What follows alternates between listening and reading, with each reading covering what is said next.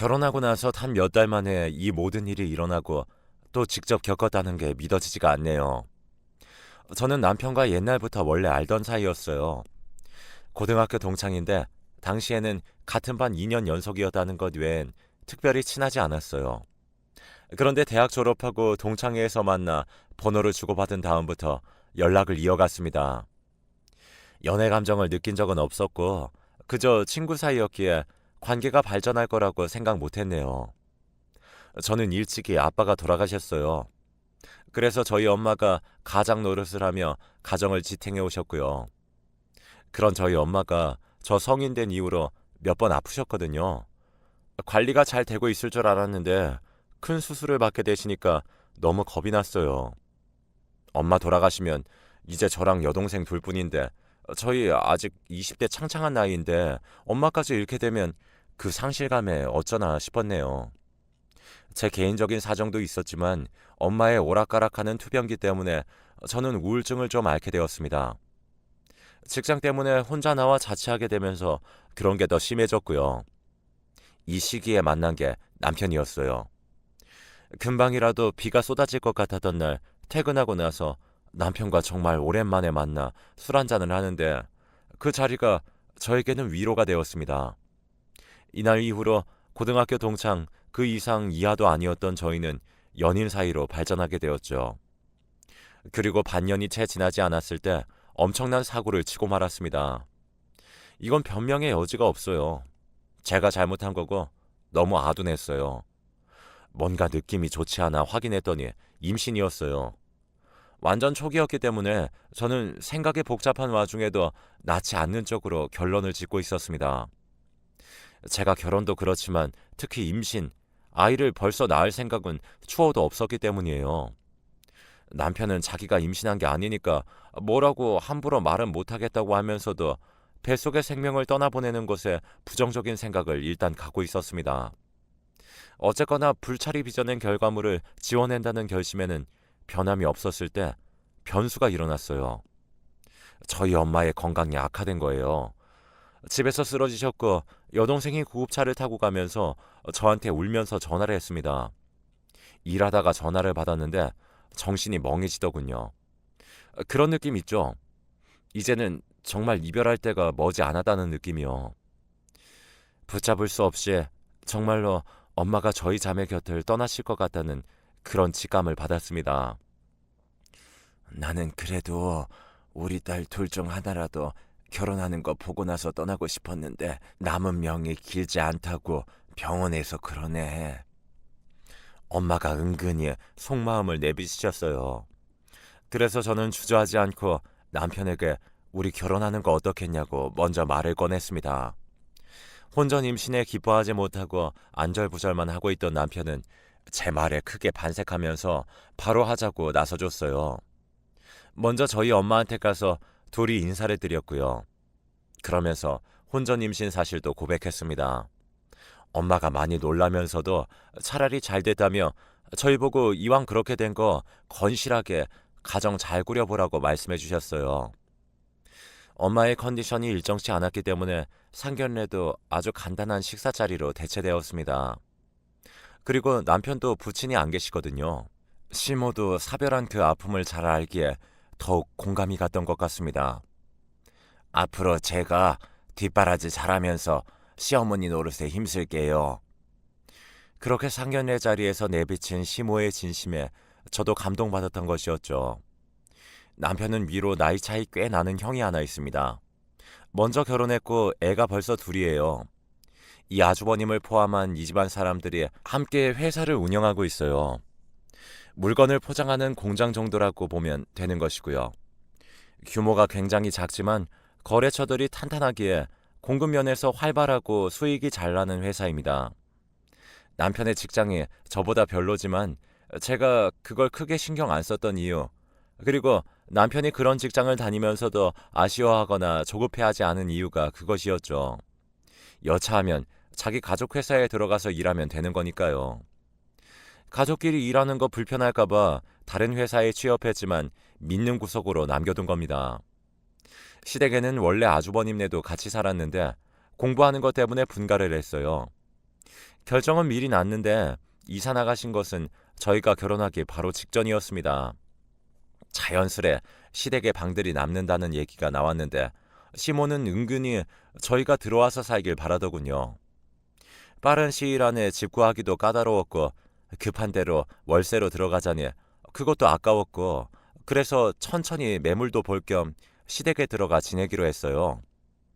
그럼 어머니 잠깐 지내다가 집 구하는 대로 나갈게요. 아니에요. 꼭 그럴 것도 없다. 애 낳고 몸 풀릴 때까지 있으면 더 좋지. 집이 넓긴 해도 오래된 단독주택이라 아파트와 신축 빌라에서만 살았던 저에게는 약간 낯선 주거 환경이었거든요. 게다가 초장부터 시모와 시댁 생활이라니 일단 마음가짐부터 잡는 게 어려웠고요. 그래서 얼마만큼만 살다가 나가겠다고 미리 밑밥을 깔아놓으려고 했는데 시모가 저희한테 대놓고 오래 살았으면 좋겠다고 하는 겁니다. 그 이전까진 상상도 못한 시모의 놀라운 면에 대해서 저는 서서히 알게 되었는데요. 진짜 이런 쪽으로 생각도 못했던지라 너무 당황했어요. 시모가 미신 타령을 오지게 하는 거예요. 전 처음에 그냥 연세에 비해 옛날 풍습 같은 것에 관심이 많은 분인가 보다 이 정도로만 생각을 했어요. 그런데 사사건건 그런 걸 입에 달고 사는 것에 점점 놀라게 돼서 남편한테 물어봤더니 미신을 좋아한다기보단 이건 좀 경우가 다른데 사실 우리 엄마가 옛날에 엄마 어렸을 적에 신내림 받을 뻔했다고 하더라. 여차하면 무당이 될 뻔했다고 그랬어. 왜 이런 무서운 얘기를 하는 겁니까? 가만 보니까 남편이 전부터 지갑 안에 무슨 부적 같은 걸 접어서 넣어 다니는 걸 몇 번 보긴 했었어요. 얇은 비닐 같은 데다가 부적 접은 걸 넣어서 지갑 구석에 아주 고이고이 구겨 넣은 것이었죠. 제가 호기심에 이게 뭐냐면서 만지면 정색하면서 다시 넣어 놓으라고 했거든요. 그런데 이런 것들이 시댁 시모와 연관이 있었을 줄이야. 전혀 예상 못한 부분이라서 당황스럽고 살짝 소름 끼쳤어요. 딱 보면은 몸의 기운이 어지러이 돌아다니는 게 들어오는구나. 네? 제가 예전에 빈혈기가 좀 있긴 했었는데 가끔 어지럽긴 했어도 지금은 괜찮아요.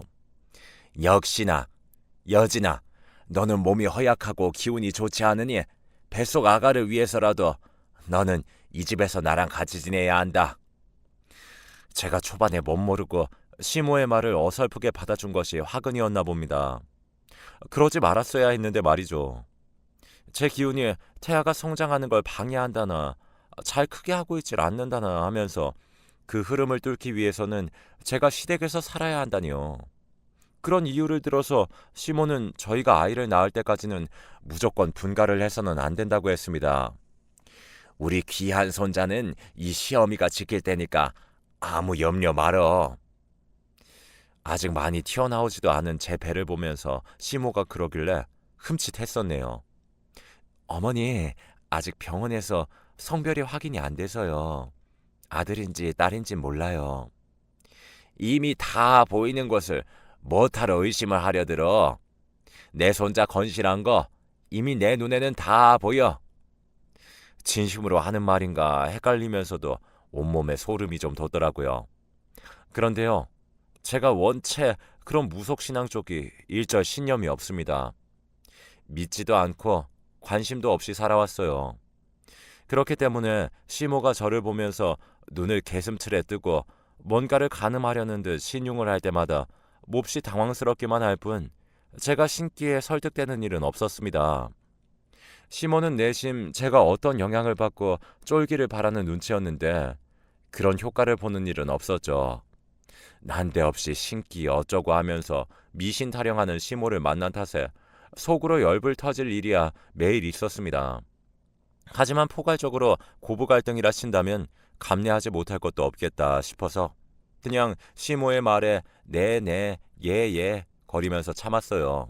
시모가 미쳐대는 미신에 눌린 남편의 도움을 받기엔 무리가 있어 보였기에 혼자 알아서 시댁 생활을 해나갔습니다. 아주버님네도 아주 똑같더라고요. 미신을 신빙성 있는 것으로 보고 시모의 말을 아주 잘 따르고 있었어요. 가족 회사가 그만큼 큰 것도 시모의 덕이라고 보고 있더라고요. 저는 솔직히 속으로 자잘한 비리를 저지르면서 그만큼의 불순한 덕을 봤기 때문에 회사 매출이 뛴 것은 아니냐고 일침을 가했지만 겉으로는 내색하지 않았습니다. 다들 시모를 추켜 세우는데 저만 다르게 이빠른 소리 해봤자 이방인의 헛소리일 뿐일 테니까요. 무교 집안에서 태어나 자라온 저는 아주 어렸을 때 교회에 주일학교 몇 번 가본 게 다였거든요. 그런데 시댁은 어마어마하더라고요. 제사, 차례, 달력에 표시되어 있는 걸 보고 입이 떡 벌어졌습니다. 행사 없는 달이 없더라고요. 그리고 그 제사라는 걸 왜 꼭 밤늦게 해야 하나요? 밤 10시 넘어서 음식에다 대고 절하는 걸 보고 있자면 저절로 멘붕이었습니다. 입덧 때문에 음식 안 먹는다고 하니까 저보고 제사상에 올라간 음식 안 먹는다고 유난 떤다면서 은근슬쩍 저를 타박했죠. 한 번은 짜증이 나서 남편한테 따져 물었습니다. 어머니께서 정말 신기가 있는 거 맞아? 왜 모두 어머니 말씀을 떠받들 듯 하는 거야? 야, 당연하지. 우리 가족들이 괜히 그러겠어? 엄마 예지몽 진짜 잘 꾸셔. 촉도 좋으시고. 전에 신전 보러 친구분이랑 갔었는데 들어가자마자 거기 무당이 엄마 보고 그런데 네가 이 자리에 앉아 있어야 했는데 어떻게 된 일이냐고 그랬대. 뭐? 그게 무슨 말이야? 신기에 의존하고 살면 귀신 자주 본다고 그냥 평범하게 살라고 무당이 그랬대. 그래서 그 뒤로 일부러 무관심하게 사신다고 하는데 지금 이 정도야. 그러니까 네가 이해해. 왜 그런 사람이 저희 시모인 건지 진작 알았다면 저의 선택은 달라졌을 거라는 생각에 착잡했습니다. 제가 괴상한 이면을 지닌 시모와 한 집에 살게 되면서 신혼생활을 고군분투하는 동안 저희 엄마는 상태가 그래도 평탄한 정도였는데요. 나빠지는 건 한순간이었나 봐요. 그 전날에도 엄마를 보고 왔었는데 그리고 당일 아침에도 엄마랑 통화를 했었는데 점심 먹고 가볍게 뒷산 산책을 다녀오자마자 여동생의 전화를 받았어요. 엄마가 먼 길을 떠나다는 거예요. 알겠다고 너무 울지 말고 금방 갈 테니까 잘하고 있으라고 그렇게 여동생을 달래놓고 전화를 끊었어요. 그러고 나니까 현실 감각이라는 게 사라져 있었죠. 도저히 뭐부터 해야 할지 그걸 몰라서 멍하게 있었어요. 옷 갈아입고 짐 챙겨야겠다 싶어서 움직이다가 갑자기 눈물이 흐르고 다리가 풀려 주저앉았습니다. 베란다에 나가 있던 시모가 저를 보고 놀라서 달려왔고요. 어머니, 저희 엄마 좀 전에 가셨대요. 그래서 지금 가보려고요. 눈물이 속절없이 쏟아지는데 말은 해야 하니까 꺽꺽거리면서 숨을 얼마나 힘들게 참았는지 모릅니다. 시모가 한숨을 푹 내쉬며 제 등을 오래 쓸어내려줬어요. 슬슬 진정하고 나갈 채비를 하려는데 갑자기 시모가 어이없는 소리를 하는 겁니다. 안 그래도 내가 알고 있었다. 오늘 꿈자리가 영 사나워서 안 그래도 내가 아까 점심 먹으면서 말을 할까 말까 몇 번 망설였는데 아휴 역시나 이렇게 됐구나. 너무 안 된 일이지만 장례식장은 오늘 안 갔으면 좋겠구나. 네? 지금 그게 무슨 말씀이세요? 불현듯 정신이 들어서 놀란 눈으로 시모를 바라봤어요. 설마 농담이겠지 싶었을 정도였습니다. 그런데 시모가 아주 무서운 눈빛으로 저를 쳐다보는 거예요. 장례식에 들어가면 네 뱃속 아가한테 큰 화를 입히는 일이 되는 거야. 너 그래도 갈 수 있겠니? 그 무슨 근거 없는 말씀이세요? 벌어질지 어떨지 모르는 일 하나 때문에 저희 엄마 장례식에 제가 왜 못 가겠어요? 당연히 가야죠. 지금 준비해서 바로 갈 거예요. 시모가 저를 못마땅하게 보는데 저는 진짜 기가 막히고 황당해서 얼른 준비하러 방에 들어갔습니다. 얼핏 방문 밖에서 시모 목소리가 들렸던 것 같은데 크게 통화하는 소리였나 봐요. 제가 나오니까 시모가 통화로 다투다가 저한테 오더니 지금 남편이 집으로 오고 있으니 기다렸다가 같이 가라고 했습니다. 저는 지난날 동안 마음의 준비를 하고 있었음에도 막상 저에게 닥치니까 너무도 갑작스럽게 느껴지는 엄마의 부고로 제정신을 차리기가 어려웠어요. 이게 현실인지 아닌지 장례식장에 가서 엄마의 영정 앞에 가보면 알 것 같은 기분이었죠.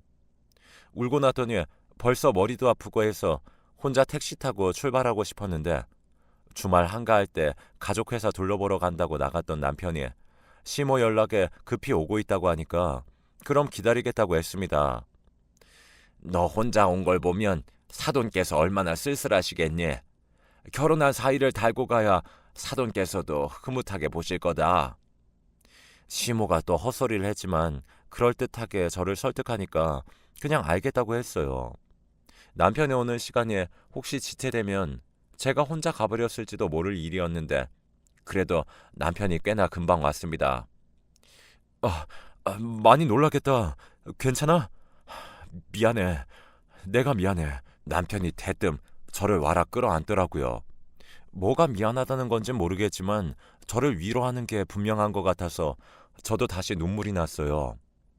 지금 생각하면 제가 아주 등신 같았죠. 남편 옷을 미리 챙겨 꺼내놨기 때문에 얼른 갈아입으라고 말했습니다.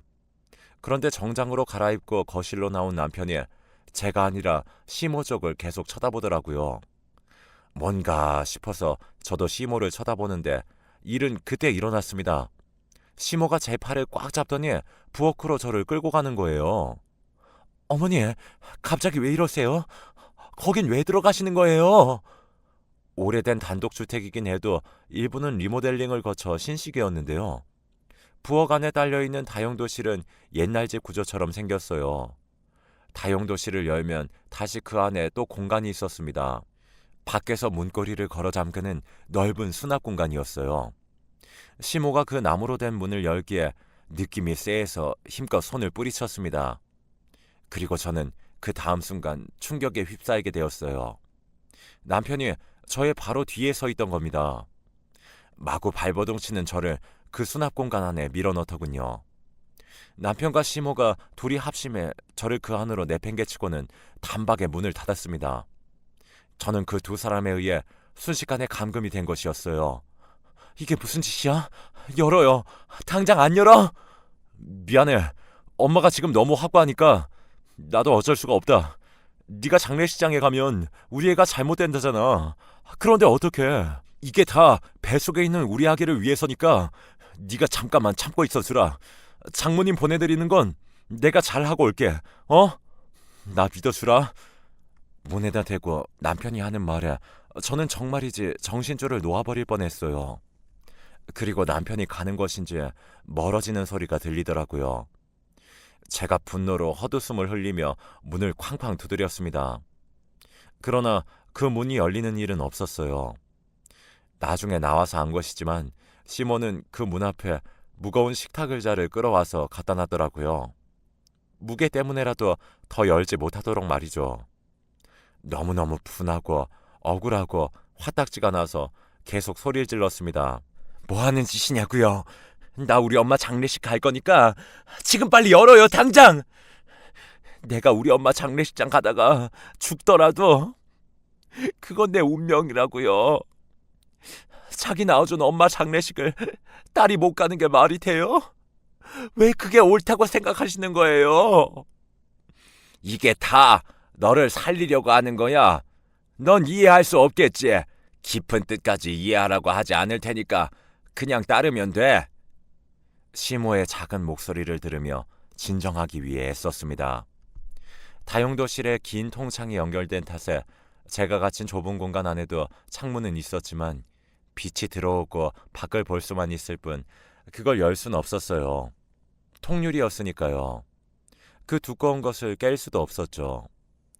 제가 나갈 수 있는 방법은 밖에서 열어주는 것뿐이었고 지금 이러고 있는 동안에도 시간은 계속 흐르고 있었으니 저는 시모를 설득하기로 마음을 먹었습니다. 어머니, 제 말 좀 들어보세요. 경사는 안 챙겨도 조사는 챙긴다고 하잖아요. 네? 이게 사회 통념이 있고요. 기본 예인 겁니다. 하나뿐인 저희 엄마, 저희 친엄마 장례식이에요. 엄마가 돌아가셨다고요. 제가 못 가는 것은 상식적으로 말이 안 되는 상황이에요. 어머니가 무슨 생각으로 이러시는지는 알겠는데 너무 걱정하지 마세요. 저 아무 일도 없을 거니까 자식된 도리 하나만 지키게 해주세요. 이건 상식으로 판단할 문제가 아니야. 갔다가는 뱃속에 필히 전염병을 달고 올 것이니 뱃속 아가는 그렇게 되면 세상 빛을 못 보고 말아. 나는 시어머니 된 도리를 지켜야겠다. 내 손자 내가 지켜야지. 저는 그 좁은 공간에 바닥에 준저앉으며 절망에 빠져들었습니다. 해가 기우는 것을 보면서 속이 뒤집어지는 감각을 맛보았어요. 정말로 이것이 현실인가 믿어지지 않았습니다. 처음부터 모든 것이 다 잘못되었다는 생각을 하면서 넋이 나간 웃음만 흘려댔네요. 미친 사람들이었습니다. 저는 무속신앙 그런 거 몰라요. 지금까지도 그런 것에 대해서는 아무런 확신도 없어요. 단지 부모 장례식에 자식이 갈 수 없는 이런 형태는 끔찍하다는 생각이 들었을 뿐입니다. 저도 그런 정도는 알아요. 장례식 갔다가 결혼식 가면 불길하다던가 하는 것들이요. 근데 이건 그 수준을 뛰어넘어 미친 짓이었어요. 배가 아프다고, 태아가 잘못되고 있는 것 같다고 연기까지 해보았지만 시모는 꿈쩍도 하지 않았습니다. 사돈께서 길을 잘 떠나실 수 있도록 내가 노잣돈 넉넉하게 챙겨드릴 테니 걱정하지 말아라. 그 강한 신념을 꺾기란 전혀 무리였습니다. 저는 어처구니 없는 이유로 그렇게 엄마의 장례식장에도 달려가지 못한 채 다용도실의 구석에 처박혀 있었습니다. 그런데 이런 저를 구하러 온 손길이 있었어요. 바로 출발한다더니 저녁 시간이 다 되도록 오지 않는 제가 아무래도 이상하다고 생각한 여동생이 직접 와준 것이었습니다. 벨소리가 저기서 들리는데? 응? 뭐야 이거? 저희 언니 폰이잖아요. 어디 있어요? 어디 있냐고요? 언니! 목청 큰 제 동생이 고래고래 소리를 질렀어요. 제가 온 힘을 다해 미친 듯이 문을 두드렸고 저는 금세 발견되었습니다. 의자를 치우고 잠긴 문을 열어준 건 여동생의 남자친구였는데 저를 보고서는 진짜 화난 표정이 되어서 분노를 꽉 누르더라고요. 여동생은 시모랑 엄청난 설전을 벌여댔네요. 장례식장에서 제가 몸이 안 좋아 못 간다고 저희 남편이 그랬다는데 그걸 듣고 동생이 생각하기에는 암만 해도 의심스러웠대요. 거기다가 저희 외숙모께서 저희 시댁 미신 믿는 집이라고 하지 않았냐고 하시는 말씀을 듣고 동생이 촉이 온 겁니다. 제가 몸이 아프다고 해도 갑자기 연락까지 안 되는 건 너무 수상하다고 결론 내리고 남자친구와 출동한 것이었어요. 미친 거 아니에요? 분노에 넘친 여동생이 시모에게 거의 들이받을 듯 난리치며 따지는 바람에 오히려 제가 말려야 했습니다. 저는 화가 치밀어 오르는 것과 동시에 지쳐있기도 했고 장례식장에 무사히 가고 싶은 마음이 더 컸어요. 시모가 끝까지 뻔뻔하게 저보고 장례식장 가면 안 된다고, 가면 모든 걸 다 그르치게 된다면서 협박적으로 말했습니다. 신발 신고 나가려는 저를 잡아 끌려고 해서 동생의 남자친구가 막아주었어요. 그렇게 저는 드디어 엄마의 장례식장으로 향했습니다. 가는 길에 여동생이 어마어마한 쌍욕을 배경소리로 깔았네요. 장례식장으로 들어가니 아주 조용했습니다. 저는 불효녀가 된 심정으로 조용히 들어가 엄마에게 인사를 했어요. 환하게 웃고 있는 엄마의 영정사진을 보자마자 눈물이 확 쏟아져서 감정을 주체할 수 없었습니다. 진작에 먼저 출발했던 남편은 어디 있나 했더니 저 구석에서 졸고 있더라고요. 제가 발로 차서 깨웠습니다. 저를 보고서는 화들짝 놀라더군요. 제 앞에서 무릎을 꿇었는데 제가 그냥 가라고 했어요. 집에 가라고. 꼴도 보기 싫으니까. 당장 우리 엄마 장례식장에서 꺼지라고 그랬습니다. 남편이 울면서 저한테 매달렸지만 동생이 뺨을 후려쳤고 고개를 숙인 채 조용해졌습니다. 발인까지 남편을 철저히 배제시켰어요. 저는 장례식이 끝나고 시댁에 돌아가지 않았습니다. 결혼을 유지할 생각 따윈 없었고 여동생도 100번 1000번 동의해 주었습니다. 그리고 바로 병원에 가봤어요. 그런데 기막힌 사실을 알게 됐네요. 뱃속의 태아 성별이 여자라고 하는 겁니다. 시모 특유의 그 의기양양한 낯짝에 머릿속을 스치면서 얼마나 어이가 없던지요. 그런데 의사의 표정이 좋지 않았어요. 많이 조심하면서 지내셔야 할 시기라고 넌지시 언지를 주더군요. 상태가 나빴던 겁니다. 병원 다녀와서 컨디션이 계속 바닥을 쳤어요. 복통도 있었고요. 시모는 끝내 제게 사과하지 않았습니다. 근데요, 남자애가 아니라 여자애라던데요. 병원에서 정확히 확인했어요. 그게 아우, 운명이 바뀌었나 보구나. 그 기운이 흐름이라는 것이 그렇게 되어서 그렇게 손자가 맞다고 주장하더니만 밝혀진 사실에 당황해서 횡설수설하는 것이 다였죠. 남편에게는 갈라서자고 먼저 말했습니다. 당연한 순서였다고 생각해요. 지금 진심이야? 아니, 무섭게 왜 이래? 진심이야. 나 너네 집안하고 더 이상 엮이고 싶지 않아. 여기서 끝내. 다음 주에 병원 가보면 결판 나겠지만 제 몸이기 때문에 직감적으로 알고 있었습니다. 어차피 뱃속의 작은 태아를 무사히 출산하기는 어려울 것이란 사실을요. 그래도 시모가 이거 하나는 맞췄네요. 장례식장에 가면 아이가 안 태어날 거라는 거 말이에요. 그놈의 가족회사, 남편의 믿을 구석, 그거 제가 나락으로 보낼 예정입니다. 분량 내놓고 은폐한 채 서류 조작해서 납품하기를 수차례, 그거 제가 다 알고 있거든요. 이 회사가 규모에 비해 거래처가 훨씬 큰 곳이라서 이런 건수가 있다면 더 이상 이딴 것과 계약을 유지할 이유가 하등 없어요. 가지고 있는 증거 미약하게 보이지 않도록 머리 잘 써서 현명하게 결과 낼 거예요. 제 스스로 꼬아버린 팔자 제가 알아서 펴야죠. 다신 누군가의 며느리, 아내 따위는 하고 싶지 않아요. 사랑하는 여동생의 언니이자 집안의 가장으로서 살아가고 싶어요.